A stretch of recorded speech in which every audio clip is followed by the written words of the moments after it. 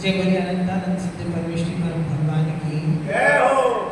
एक गजानन बोले श्री आदि ब्रह्मा आदि परमेश्वर श्री आदिनाथ भगवान की जय हो।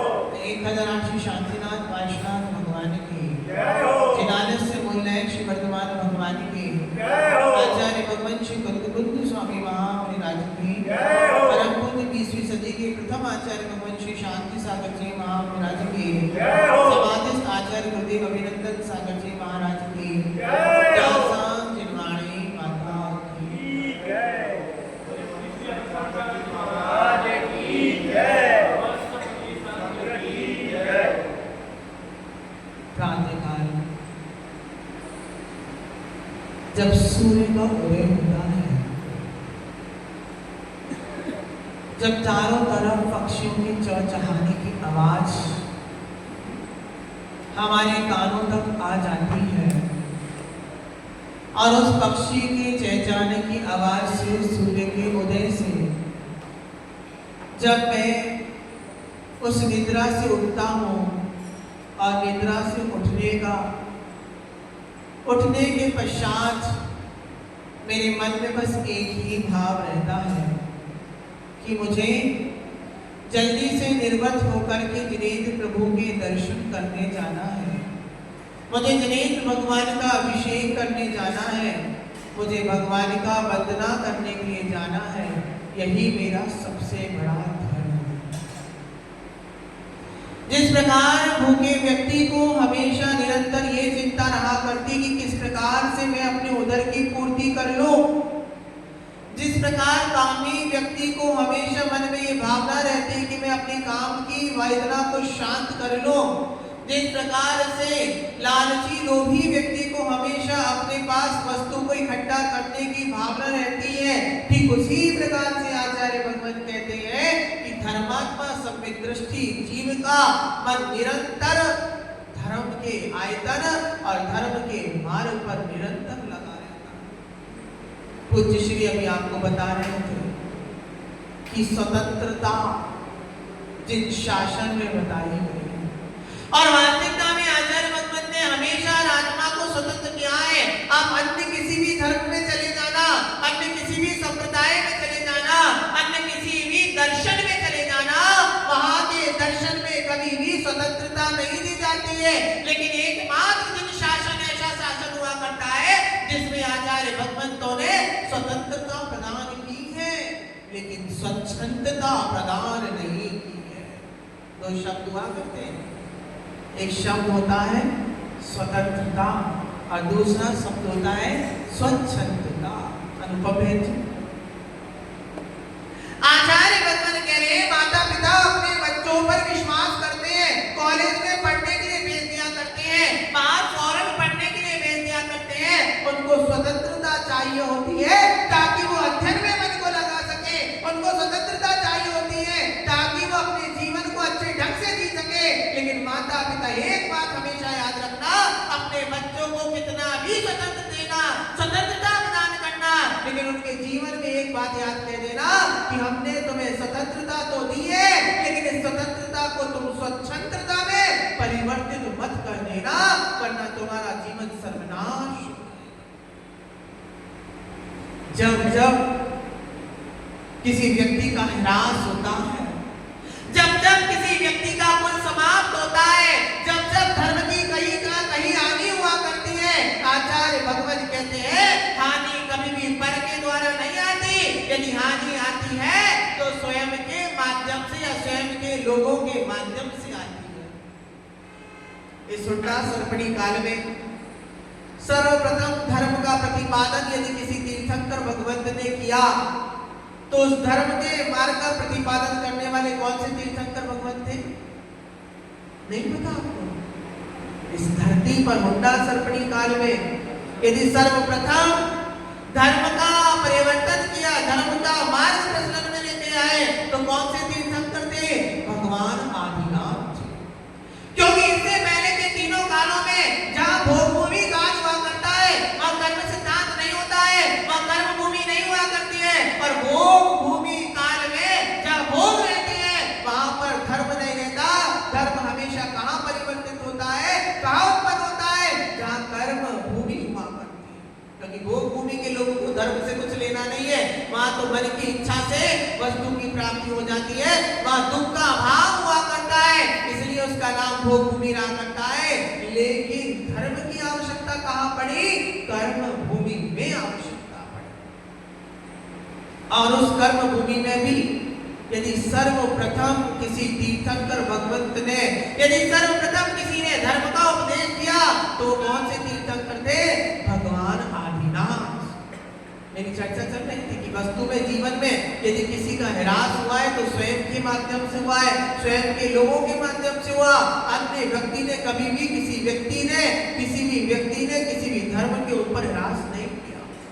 और उन आदिनाथ भगवान जिन्होंने एक सम्यक का कारण बताया, एक सम्यक का बोध कराया और सच्चे मार्ग पर लोगों को आरूढ़ किया और समूह शरण में जाकर के विराजमान हो गए और समूह शरण के माध्यम से अपने पूरे शरीर के माध्यम से 700 लघु भाषा और 18 महाभाषा रूप वो तत्व का उपदेश करना प्रारंभ कर दिया।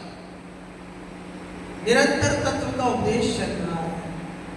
लोग समूह शरण में आ रहे हैं, भव्य जीव समूह शरण में आ रहे हैं, भव्य जीव भी समूह शरण में आ रहे हैं। और अब क्या कर रहे हैं?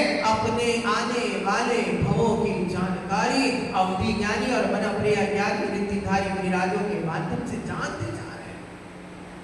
वहीं उन आदिनाथ के कुल में भी एक जीव हुआ और वो जीव भी देखा कि मेरे दादा का समूह शरण लग चुका है, मेरे दादा भगवान बन चुके हैं, मेरे दादा को केवल ज्ञान की प्राप्ति हो चुकी है, चलो मैं भी उन दादा के समूह शरण में जाता हूँ, वहां नमस्कार करता हूँ और देख करके आता हूँ क्या वैभव मेरे दादा का है। वो जीव भी समूह शरण में पहुंच गया और समूह शरण में पहुंचने के बाद उस जीव ने जैसे ही मुनिराज के दर्शन किए, भगवान के भामंडल का दर्शन किया और भामंडल में ऐसा आचार्य भगवत बताया करते थे, भामंडल जो हमारे भवों को बता दिया करता है उसका नाम भामंडल हुआ करता है। वो भी गया और भामंडल में देखा और भामंडल में देखने के बाद उसने तीर्थंकर प्रभु से प्रश्न कर लिया और कि मैं कैसे, मैं कौन हूँ? तो प्रभु की दिव्य देशना में खिल गया कि तू आने वाला भगवान होगा। कौन होगा? जैसे ही तीर्थंकर भगवान के सम्मोहन में पूछा और उसने प्रश्न किया आखिर मेरा भाव क्या होगा, तो तीर्थंकर भगवान की दिव्य देशना में खिल गया कि तू आने वाला तीर्थंकर होगा, तू आने वाला भगवान होगा। और जैसे ही ये बात सुनी, जैसे इस बात को श्रवण किया, फौरन अभिमान जागृत हो गया। मान कषाय का उदय कैसे हो जाता है? आचार्य भगवान बहुत कहते हुए हमेशा कहते थे कि मान बड़ा खतरनाक हुआ करता है। आज जो तुमको काया के बल से जो हाथी दिखाई दे रहा है ना, हाथी को देखा आप देखो कितना बड़ा हाथी विशाल होता है, लेकिन एक कमी हाथी में होती है, उसकी सूंड नीचे झुकी होती है। जो लोग ज्यादा अभिमान करते हैं वो हाथी बन जाते हैं, फिर सबके सामने झुकाओ अपनी सूंड को, झुकाओ अपनी सूंड को। आचार्य भगवत अभिमानी लोगों का यही कर्तव्य होता है। तुमने हमारी आवभगत नहीं करी, तुमने हमारा सम्मान नहीं किया, तुमने हमारा ऐसा नहीं किया, तुमने हमारे पैर नहीं छुए। जैसी बात उसने सुनी, मैं भगवान हूँ, तुम्हें किसी और की वंदना क्यों करूं? जब मैं खुद ही भगवान हूँ तो मैं किसी और को नमस्कार क्यों करूं? जिससे सुना अब वो उसी को नमस्कार नहीं कर रहा है। उसने बोला ये इनकी बात गलत है, अब तो मैं मेरा धर्म बदलाऊंगा। और वो कौन था आपको पता होगा, वो यही भगवान महावीर है। वो यही भगवान महावीर है जो भगवान आदिनाथ के कुल में पैदा हुए थे, जो भगवान आदिनाथ के कुल में उत्पन्न हुए थे। और कुल में उत्पन्न होने के बाद उनका नाम क्या था? मारीची। क्या नाम था? है? याद रखना, इसलिए देखो आदिनाथ और महाशना भगवान महावीर का संबंध पूर्व में था। और वही जब सुना कि मैं भी इस सृष्टि में धर्म को चलाने वाला हूँगा, तो काल क्यों करना, आज से ही मैं अपने धर्म का निरूपण करता हूँ और अपनी इच्छा के अनुसार, अपनी मान्यताओं के अनुसार, अपने मन के अनुसार उसी मारीची के जीव ने क्या किया? 300 363 मतों की स्थापना कर रहे हैं। गुरुदेव कहते थे किसी भी वस्तु का प्रचलन लाना बड़ा आसान हुआ करता है। एक समय आया था जब टिकटॉक चला करता था, एक ऐप आया था मोबाइल में, चाइना का ऐप था। जब भारत की चाइना से लड़ाई हुई तो भारत ने कहा हम भारत चाइना के टिकटॉक को बैन कर देंगे। तो लोगों ने क्या किया, टिकटॉक बैन हो गया, लेकिन टिकटॉक के जैसे दूसरे ऐपों को चलाना चालू कर दिया। ज्ञानी आत्मा आचार्य भगवान कहते हैं किसी चीज को चलाना बड़ा आसान काम होता है, लेकिन उस चीज का खंडन कर पाना बड़ा मुश्किल। आज हमारे समाज का, आज हमारे राष्ट्र का, आज हमारे देश का, आज हमारे परिवार का, आज हमारे घर का जो खंडन होता चला जा रहा है, उसमें सबसे बड़ा यदि कोई कारण है तो मैं का कारण है। किसका कारण है? मैं का। ये मैं क्या होता है? आचार्य भगवान कहते हैं मैं कि मैं कुछ हूं। आप देख लीजिए कि वो तीर्थंकर भगवान महावीर स्वामी का जी जब मारीच के पर्याय में था तो उसने विचार किया सब इनकी बात तो क्यों सुने, अगर मैं भी तो भगवान बनने वाला हूँ तो आज से ही लोग मुझे फॉलो करने लग जाए। और उस मैं के अभिमान में आकर उसने क्या किया, अन्य अन्य अन्य अन्य अन्य अन्य अन्य अनेक धर्मों की स्थापना करके चला गया। और देखो स्थापना करना आसान था, धर्म का बनाना आसान था, धर्म का बंटवारा करना आसान था, लेकिन उस बंटवारे के बाद उस शुद्ध धर्म को अपना करके उनका अशुद्ध धर्मों का खंडन, दर्शन का खंडन करना बड़ा मुश्किल काम हुआ। चलाए इन्होंने ही थे। किसने चलाए थे? बोलो 363 मत किसने चलाए? भगवान महावीर के जीव ने चलाए। लेकिन वही भगवान महावीर अपने काल में, अपने शासन में उन 363 मतों का खंडन नहीं कर पाए। क्योंकि गुरुदेव कहते थे घर में किसी एक बार बहू को छूट दे दो कि तुम सलवार सूट पहन सकती हो, अब दूसरी बार से वो साड़ी बंद कर देगी, सलवार सूट पहनना चालू कर देगी। एक बार यदि तुमने अपनी घर की रसोई में आलू बनाया, अब वो तुम्हारे घर में आलू का ट्रेंड बन जाएगा। एक बार तुमने जो अपने घर में रात्रि भोजन चालू कर दिया तो बेटा ले गए, उस दिन आया था तो तुम्हारे काम से गया था तो तुमने हमको रात में भोजन करा दिया, और हम अपने काम से गए तो तुम हमको रात में नहीं मिला, भोजन नहीं कराओगी। ये तो गलत बात है ना। गुरु भगवंत हमेशा कहते थे कि एक बार किसी भी गलत अवधारणा को चला दो, तुम खुद संभव नहीं हो उस गलत अवधारणा का खंडन कर पाओ। आज पाश्चात्य संस्कृति क्यों इतनी हावी होती जा रही है? आज पाश्चात्य संस्कृति हमारी भारतीय संस्कृति पर क्यों हावी होती चली जा रही है? पहले आचार्य भगवंत हमेशा कहते थे सुबह भोजन बाद में पकता था, पहले जिनेन्द्र भगवान का दर्शन हुआ करता था, पहले देव दर्शन, पहले देव पूजा, बाद में पेट पूजा। और अब चिंतन करो, विचार करो, अब क्या हो रहा है? अब पहले पेट पूजा और देव पूजा का तो समय ही नहीं है महाराज। खत्म हो गई देव पूजा। लोग पूजा भी कौन, बिरले लोग क्या करते हैं, बहुत कम आधे लोगों के पास तो इतना भी समय नहीं है। इस नोएडा जैसी भागम दौड़ जिंदगी में जब खुद के लिए समय नहीं है, जब खुद के लिए टाइम नहीं है, वह भगवान को टाइम निकाल के कैसे दे पाएंगे?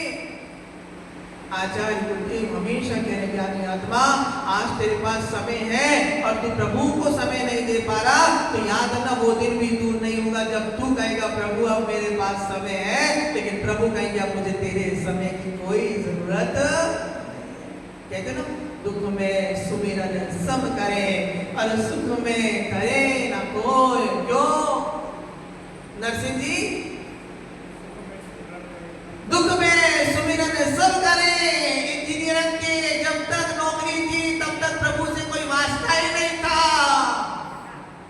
अब जब फालतू फ्री हो गए, जब हाथ पैर काम के नहीं बचे, जब शरीर काम का नहीं बचा, अब कहते हो जब बुद्धि काम की नहीं बची, अब कहते हो कि महाराज धर्म करना चाहते हैं, प्रवचन सुनना चाहते हैं, लेकिन का बताए जा बुद्धि में जाते नहीं है। यानी आत्मा नरसिंह जी मशीन घर में लेके आए, याद रखना 25 साल तक किसी मशीन को चला लोगे तो उसके अंदर पंदर सब गिर जाते हैं, फिर वो मशीन काम की नहीं रहती।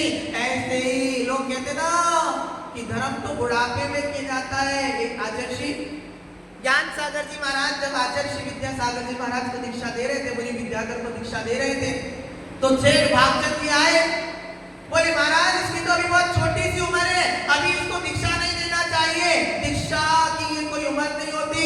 तो कि उन्होंने कहा तो फिर बताओ दीक्षा किसको देना चाहिए? अगर ये छोटा है तो सेठ जी एक काम करो, आप तो 55 साल के हो गए, आप ही दीक्षा ले लो। क्या बोले? आप तो 55 के हो गए, आप ही दीक्षा ले लो। हमारे गुरुदेव हमेशा ये कहा करते थे कि दीक्षा 55 में नहीं, दीक्षा तो बचपन में ही लेनी चाहिए, तभी जाके संस्कारों में परिवर्तन आ पाता है। आप जीवन भर याद रख लेना, आप गृहस्थी के संस्कार जीवन भर याद रख लेना, उनको छोड़ना बड़ा मुश्किल हो पाता है। इसीलिए गुरु भगवंत ने हमेशा देखो आचार्य विद्यासागर जी महाराज ने क्यों बाल ब्रह्मचारी संघ बनाया, उसके पीछे कारण था कि संस्कारों का प्रभाव, मोह राग का प्रभाव। क्योंकि आना जो व्यक्ति कीचड़ में से निकल करके आया होगा उसको कपड़े धोने में समय लगेगा, और जो व्यक्ति खाली पानी में से निकल के आ जाए तो बोलो उसको ज्यादा समय लगने वाला नहीं है। लेकिन फिर भी याद रख लेना, आचार्य भगवंत ने एक बात हमेशा क्या कहा था। हम लोग जब संघ में रहते थे तो संघ में कई मुनिराज हुआ करते थे, जो कभी सामयिक मामयिक में देख लिया कर लिया समय मिला तो कई बार हम लोग जब नए नए थे तो कहते थे आचार्य महाराज आपने इनको क्यों दीक्षा दे दिया, ये बूढ़े बूढ़े लोग हैं, सो जाते हैं, आते हैं और खाते आए और सो गए। आचार्य भगवंत हमेशा एक बैठ कहते बेटा आज ही मुनि बन गया, भले ही आहार करके आके सो गया, अगर ये घर में होता तो राग में लगा होता, द्वेष में लगा होता, मोह में झगड़ा होता। यहाँ कम से कम बैठ के दिन भर माला तो फेरता है, यहाँ बैठ के कम से कम धर्म ध्यान तो करता है। इसलिए कभी ये मत कहना कि बुढ़ापे में दीक्षा नहीं देना, चिट भी अपनी और पट भी अपना। गुरु भगवंत ने हमेशा एक संबोधित करते हुए कहा था स्वतंत्रता पर स्वच्छंदता नहीं देना। आज जितना भी हमारा धर्म परिवर्तन की तरफ जा रहा है, 13 पंथी, 20 पंथी, थानकवासी, ये वासी, तारणपंथी, सोनगढ़ी, ये गढ़ी, वो गढ़ी, ना जाने कौन कौन सी घड़ी चलती चली जा रही है, उसके पीछे यदि सबसे बड़ा कारण है मैं और मेरी मान्यता। जो मैं कह रहा हूं वही सत्य, जो मैं कर रहा हूं वही सत्य, और इसी के कारण क्या हो रहा है, इसी के कारण घर का, परिवार का और धर्म का खंडन खंडन खंडन खंडन और खंडन ही खंडन होता चला जा रहा है। मुझे ऐसा नहीं अच्छा लगता, इसलिए मैं ये नहीं करता, मैं अपना अलग धर्म चलाता हूँ। यही तो मारीची ने किया, और जो मारीची ने किया वही तो आप कर रहे हो। लेकिन याद रखना उसके अंदर भवितव्यता थी, उसके अंदर निर्वाण प्राप्त करने की योग्यता थी। उसने अपने भवों को जान लिया था कि मैं आगामी भवों में तीर्थंकर बनने वाला। यानी आत्मा आचार्य भगवान भी बता रहे हैं, आज की गाथा में संबोधित करना चाह रहे हैं, बताते जा रहे हैं कि ऐसा कौन व्यक्ति होता है जो मिथ्या दृष्टि होता है। तो आगे की बात में कह रहे हैं, बोलेंगे, हाथ जोड़ेंगे, मदी सुद नाण वलेण दू, मदी सुद नाण वलेण दू, सच्छंदम बोलई जिनो डिठिम, सच्छंदम बोलई जिनो डिठिम, जो सो हवई जो सो होई उडिठिम ना होई, जिनमक लग रवो, जिन ना होई जिनमक लग रवो। आचार्य भगवान आज भगवान बताते हो जा रहे हैं, इस संसार में जितने भी जीव हैं, या तो उनके पास में मति ज्ञान है या तो शुद्ध ज्ञान है। दो ज्ञान इस संसार में जितने भी पंचेंद्रिय जीव हैं, इस संसार में जितने भी जीव हैं, कितने ज्ञान लेकर के आते हो? जन्म के साथ जीव को कितने ज्ञान प्राप्त होते हैं? 2 ज्ञान की प्राप्ति हुआ करती है। एकमात्र तीर्थंकर भगवान ऐसे हुआ करते हैं जिनको जन्म से कितने ज्ञान प्राप्त होते हैं? 3 ज्ञान प्राप्त होते हैं, मति, शुक और अवधि। आचार्य भगवान कह रहे हैं जो जीव जो जिन्होंने जिनेन्द्र भगवान, जिन्होंने अर्थात जिनेन्द्र भगवान के द्वारा कथित निष्ठित अर्थात कहे गए तत्वों को मति सुध नाण बड़े दो क्या? मति ज्ञान, शुद्ध ज्ञान और अवधि। मति शुद्ध ज्ञान पूर्वक क्या बोलता है? बल से बोलता है। किसी ने कह दिया है? बोलो, स्त्री मुक्ति को प्राप्त कर सकती है क्या? है? द्रव्य से कि भाव से? हाँ, ज्ञानी आत्मा आचार्य भगवान बोल रहे हैं कि याद रखना, द्रव्य 2 प्रकार का हुआ करता है। एक द्रव्य भाव हुआ करता है और एक द्रव्य हुआ करता है। द्रव्य और भाव वेद 2 प्रकार का होता है। एक द्रव्य वेद हुआ करता है, एक भाव वेद हुआ करता है। श्वेतांबर मत कहता है कि स्त्री की पर्याय से भी मुक्ति संभव है, और वो कहते हैं कि मल्लिनाथ भगवान जो थे वो स्त्री की पर्याय को धारण किए थे और उन्होंने उसी पर्याय से निर्वाण की प्राप्ति कर ली थी। लेकिन जिन शासन कहता है, अपना जैन सिद्धांत कहता है कि स्त्री की पर्याय से कभी भी निर्वाण की प्राप्ति नहीं हो सकती, क्योंकि स्त्री की पर्याय में ब्रज ऋषभ नाराज सहनन नहीं होता, स्त्री की पर्याय में संतान नहीं हुआ करता, इसलिए उन्होंने और अधिक से अधिक आतापन योग आदि धारण नहीं कर सकती है, इसलिए स्त्री निर्वाण प्राप्त नहीं कर सकती। लेकिन याद रखना, द्रव्य से तो स्त्री पर्याय से निर्वाण की प्राप्ति नहीं हो सकती, लेकिन भाव स्त्री वेद से निर्वाण की प्राप्ति की जा सकती है। आचार्य भगवान ने कहा 3 प्रकार के वेद हुआ करते हैं, स्त्री वेद, पुरुष वेद, नपुंसक वेद। ये तीनों प्रकार के वेद द्रव्य वेद भी हुआ करते हैं और भाव वेद भी हुआ करते हैं। लेकिन याद रखना, निर्वाण प्राप्त करने के लिए द्रव्य वेद की आवश्यकता होती है, और द्रव्य वेद में कौन सा द्रव्य वेद चाहिए?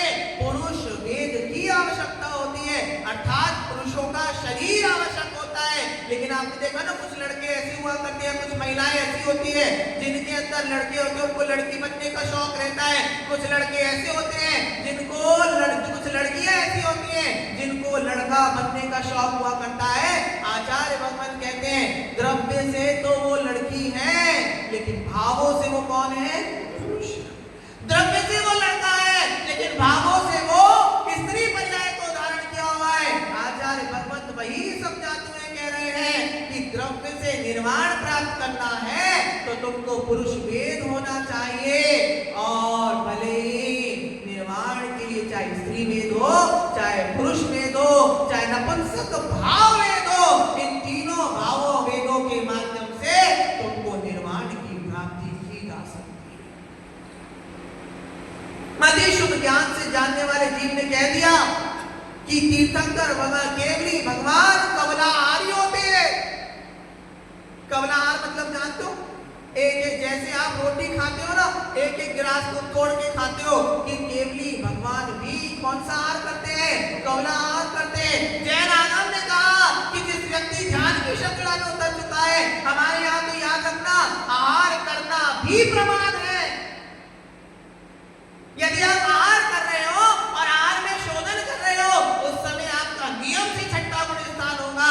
अब जिन्होंने केवल ज्ञान प्राप्त कर लिया है, ऐसे 13वें गुण स्थानवर्ती जीव जिनके अंदर प्रमाद ही नहीं रहा, क्योंकि प्रमाद कहां पर खत्म हो गया? 10वें गुण स्थान से। वहां पर लोभ कषाय खत्म हो गई, मोह कषाय खत्म हो गया।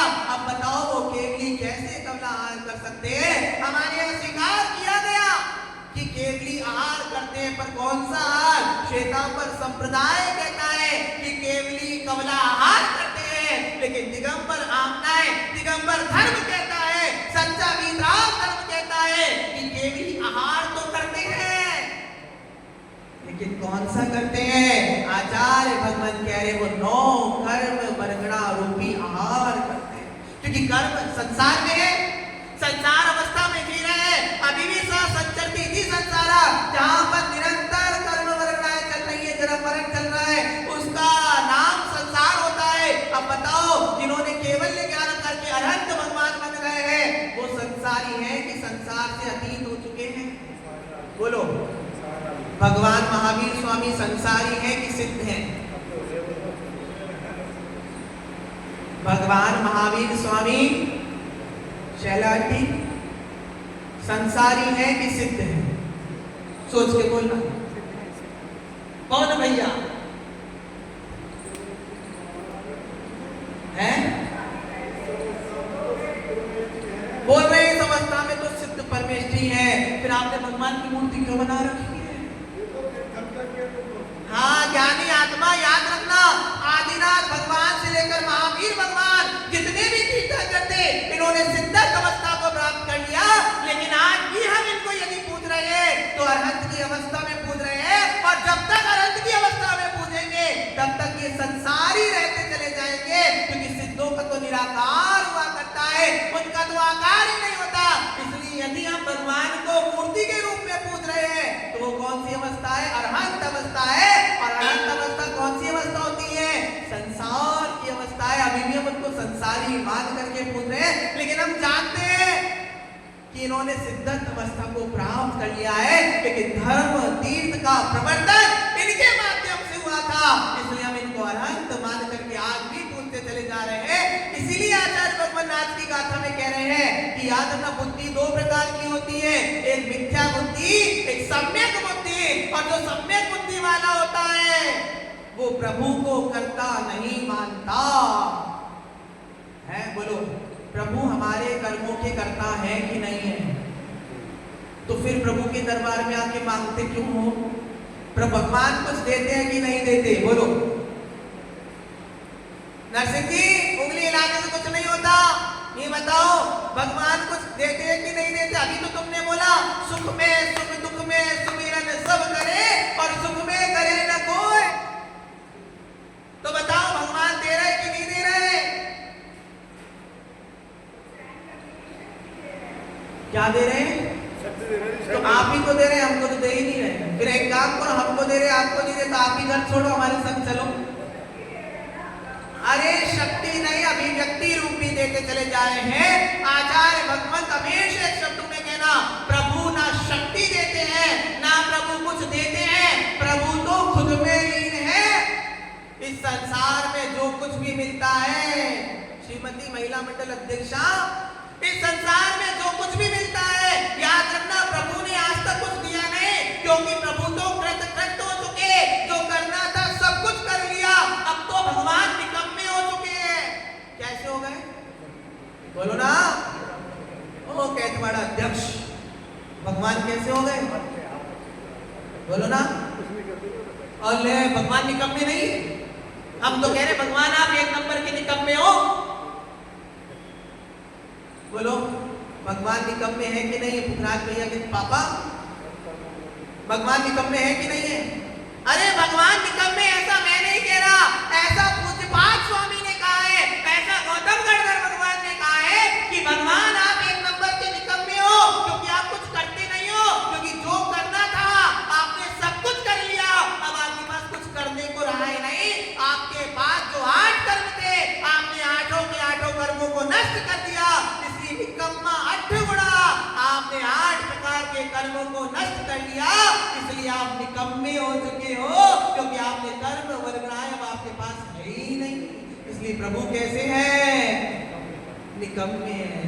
इसलिए याद रखना, कोई शब्दा नाम अनेका अर्था, शब्दों के अनेक अर्थ हुआ करते हैं। रोको मत जाने दो, रोको मत, एक कौमा, रोको मत जाने दो, रोको मत जाने। शब्द वही है, वाक्य वही है, सब कुछ वही है, लेकिन एक कौमा लगने से, एक कौमा लगने से क्या हो गया? अर्थ का अनर्थ हो गया। गुरु भगवान बोल रहे हैं, आज हम जितना कुछ भी जान रहे हैं, बोलो दूध चढ़ाना सही है कि पानी चढ़ाना सही है? भगवान के ऊपर दूध चढ़ाना सही है कि पानी चढ़ाना सही है? फूल चढ़ाना सही है कि पुष्प पीले चावल चढ़ाना सही है? ज्ञानी आत्मा आचार्य भगवान आज हम इसी में लड़े हुए हैं। वो कहता है दूध चढ़ाओ, वो कहता है पानी चढ़ाओ। एक व्यक्ति मेरे से भिड़ गया, बोले महाराज दूध नहीं चढ़ाना चाहिए, दूध अशुद्ध होता है। मैंने कहा पानी उससे भी अशुद्ध होता है। बोले कैसे महाराज? मैंने बोला पानी की एक बूंद में कितने जीव होते हैं? बोले एक जीव में, एक बूंद में अनंतानंत जीव होते हैं। अब बता, तूने अनंतानंत जीवों का रास किया तब जाके भगवान का अभिषेक किया। इससे तो दूध को हमारे आगम में पता है कि दूध तो शुद्ध होता है, अंतर मुहूर्त में यदि कम कर लिया जाए तो दूध में तो कोई जीव नहीं है। अब बता दूध सही है कि पानी सही है? पानी में तो जीव को मारना पड़ रहा था, दूध में तो जीव को मारना भी नहीं पड़ रहा। अब बताओ तो दूध चढ़ाना चाहिए कि पानी चढ़ाना चाहिए? अब मैं बड़े शौक हो गए कि महाराज क्या कहने वाले हैं। अंदर से जिज्ञासा हो गई। ज्ञानी आत्मा आचार्य भगवान कह रहे हैं कि एक व्यक्ति ने पूछा कि दूध चढ़ाना चाहिए कि पानी चढ़ाना चाहिए?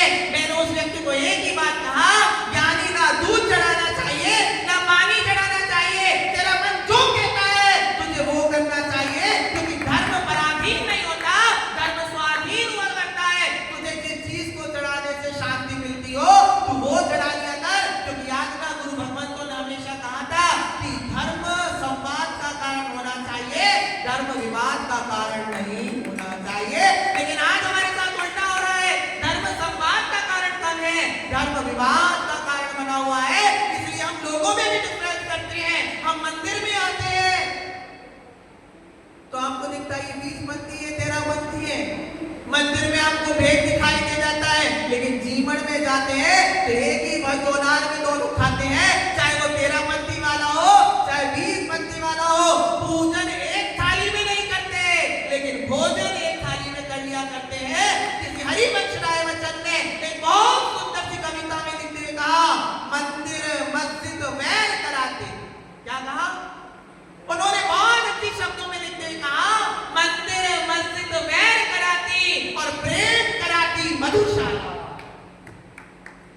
आप देखना, कभी आपने गुटखा खाया हो ट्रेन में सफर करना, आप अपने लिए घिसोगे, आजू बाजू खड़ा होगा सब खा लेंगे, लेकिन धर्म करने के लिए अभी कह दो किसी को अंकल को इंटरेस्ट आया इसलिए आप बैठा मन कुछ तो काम की बात बैठ। आचार्य भगवान कह रहे हैं कि देखो आपने गुटखा रगड़ा और गुटखा खिलाया, सबने खा लिया, लेकिन अभी तुम में से एक को कह दो कि चलो मुनि बन जाओ।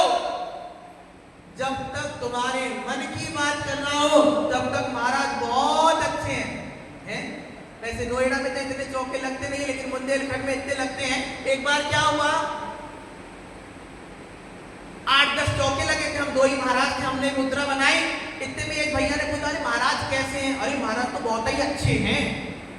8-10 चौके लगे थे, अभी तक महाराज हार को निकले नहीं। इतने में एक अम्मा पूछने लगी, बताओ भैया महाराज कैसे? हम भी चौकल है। अरे महाराज बिल्कुल अच्छे, 1 नंबर के अच्छे, ऐसा प्रवचन करते, ऐसा ज्ञान देते, ऐसा करते हैं। और इतने में जैसे ही महाराज का घंटा बजा, महाराज मुद्रा बना के निकले और उन अम्मा के सामने से निकल के आगे दूसरे चौके में चले गए और वहां पड़कान हो गया। फिर उस अम्मा ने बोला महाराज क्या? बोले महाराज तो ऐसे ही है। जब तक मेरे मन का काम हो रहा है तब तक महाराज अच्छे हैं, और जिस दिन बस छोड़ने वाला हूं 5-7 मिनट में, और जिस दिन मेरे मन का काम खत्म हो गया उस दिन से भगवान ऐसे हैं। धर्म भी हमने इसी निर्देश में बना के रखा हुआ है। आचार्य भगवान कह रहे हैं कि जो जिनेश भगवान के तत्व पर, जो जिनेश भगवान के बताए मार्ग पर अपनी बुद्धि लगाता है। क्या बुद्धि लगाता है? क्योंकि आपका जो ज्ञान है वो क्षयोक्षम ज्ञान है, आपका जो ज्ञान है वो मति ज्ञान और शुद्ध ज्ञान पूर्वक प्राप्त हो रहा है, लेकिन प्रभु के पास जो ज्ञान था वो केवल ले जाता। तो आचार्य भगवान कह रहे हैं मति और शुद्ध ज्ञान के बल से जो व्यक्ति स्वच्छंद बोला करता है, अपनी इच्छा हो गई जो बोल दिया, तत्व को उपदेश याता का कथित कर दिया। गुरुदेव कहते थे याद रखना 3 रत्न हुआ करते हैं और 3 गुरु होते हैं, देव शास्त्र गुरु। यदि कोई व्यक्ति देव और शास्त्र को मान रहा है लेकिन गुरु को नहीं मान रहा, उसको भी मिथ्या दृष्टि कहा गया। जो शास्त्र और गुरु को मान रहा है, देव को नहीं मान रहा, उसको भी मिथ्या दृष्टि कहा गया। और जो गुरु और देव को मान रहा हो, जो देव और गुरु को मान रहा है लेकिन शास्त्र को नहीं मान रहा, उसको भी मिथ्या दृष्टि कहा गया। आचार्य भगवान ने कहा तो सम्यक दृष्टि कौन है?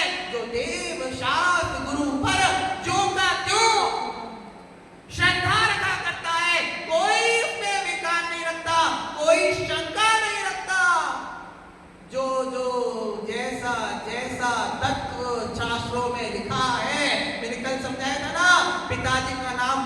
परदादा का नाम पता है, लेकिन उसके पिताजी का नाम नहीं, लेकिन फिर भी श्रद्धा है कि वो थे तभी पिताजी आए थे, वो थे तभी नरसिंह जी आए थे, और नरसिंह जी थे तभी उनके बेटे आए थे।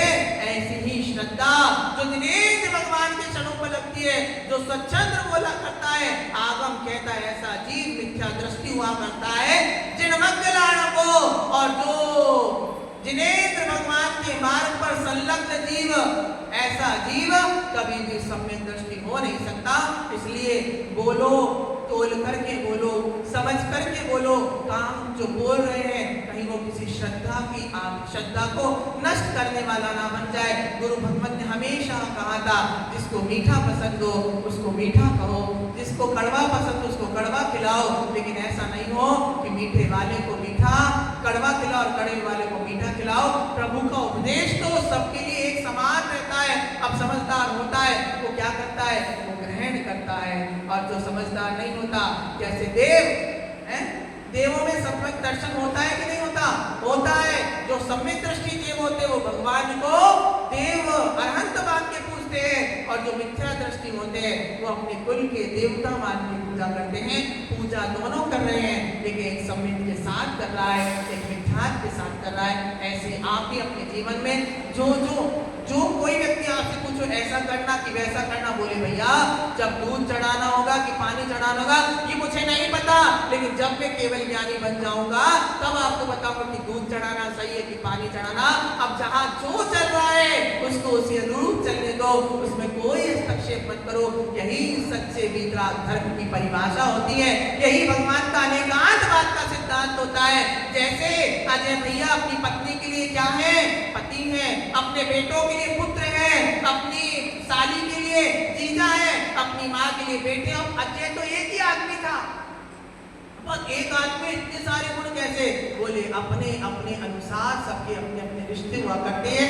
ऐसे ही धर्म एक ही है, बस मार्ग अलग अलग है, लेकिन हम उस मार्गों पर ऐसे अटके हैं कि हमने धर्म से बिल्कुल विपरीत का मुंह मोड़ के रखा है। हम सच्चे धर्म को समझे, ताकि हम भी मिथ्यात्व को छोड़ करके, और इस संसार में सबसे बड़ा रोग यदि कोई है, शरीर का रोग नहीं है, ये तो इस पर्याय मात्र का रोग है। शरीर का रोग तो थोड़े समय का रोग है, औषधि रोग ठीक हो जाएगा, लेकिन सबसे बड़ा रोग यदि कोई है तो आत्मा में कौन सा रोग है? मिथ्यात्व का रोग है। जो सच्चे देव शास्त्रों पर श्रद्धा नहीं होती, और श्रद्धा होती भी है तो चलायमान हो जाती है। अभी फौरन कोई कह दे वहां चलेगा, तेरे को नंबर दे देगी काय का, लॉटरी का, फौरन प्रभु छोड़ करके उधर के रास्ते चले, और एक बार लग भी गया अब तो प्रभु से कोई वास्ता नहीं है, अब तो वास्ता वहीं से हो जाएगा। यानी आत्मा ध्यान रखना, यहाँ पर देर हो सकती है लेकिन अंधेर कभी नहीं होता। मेरे गुरुदेव हमेशा कहा करते थे, आपने कभी औषधालय से औषधि खाई? एक होम्योपैथी होती है और एक आयुर्वेदी होती है। होम्योपैथी क्या करती है? तत्काल आराम, लेकिन कोई ना कोई साइड इफेक्ट दे दिया करती है, लेकिन आयुर्वेदी कहते थोड़ा पेशेंस रख, ठीक होगा, और ऐसा ठीक होगा कि इसका कोई साइड इफेक्ट होने वाला नहीं है। प्रभु का उपदेश भी साइड इफेक्ट से रहित हुआ करता है। सम्यक दर्शन सच्चे वीतराग प्रभु भी साइड इफेक्ट से दूर रहित हुआ करते हैं। ऐसी भावनाओं के साथ आपका समय हो गया, कल पुनः हम इसी तरह मिलेंगे। समझ में आता है कि नहीं आता है? अच्छा नहीं लगता है? याद रखना, अच्छा लगना भी चाहिए और होना भी चाहिए, ताकि आप अच्छा लगेगा तो आप एक अच्छे इंसान बन पाओगे। और हम सब यही भावना रखते हैं कि जैसे हम अच्छे बने हैं हम और अच्छे बन जाएं, और आप हमारे जैसे अच्छे बन जाओ। और अच्छे कौन है? हमसे अच्छे तो वीतराग प्रभु है, भगवान महावीर स्वामी है, तो हम और अच्छे की कामना करते हैं और आप हमारी जैसी कामना करते चले जाओगे, तो ऐसी सीक्वेंस चलता चलता बना रहेगा। इन्हीं भावना